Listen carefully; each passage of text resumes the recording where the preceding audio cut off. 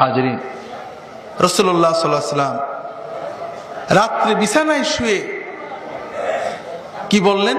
হযরত ফাতেমা রাদিয়াল্লাহু তাআলা আনহা, বিস্তারিত বলার সময় নেই। রাসূলুল্লাহ সাল্লাল্লাহু আলাইহি ওয়াসাল্লামের কাছে কাজের মেয়ে চাইতে গেছিলেন, খুব লাজুক ছিলেন, চাইতে লজ্জা পেয়েছেন, চলে এসেছেন।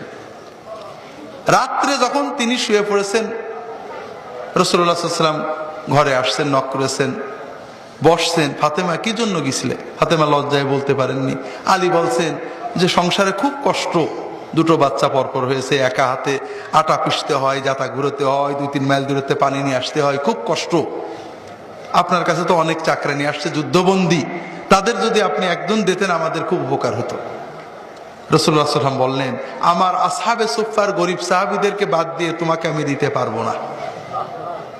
তবে তোমরা দুইজনেই যখন বিছানায় শোবে, শুয়ে শুয়ে 33 বার সুবহানাল্লাহ, 33 বার আলহামদুলিল্লাহ, 34 বার আল্লাহু আকবার পড়বে। যদি পড়ো, নিয়মিত পড়তে পারো, তাহলে একজন কাজের মেয়ের চেয়ে অনেক বেশি বরকত খায়ের আল্লাহ তোমাদের দান করবেন।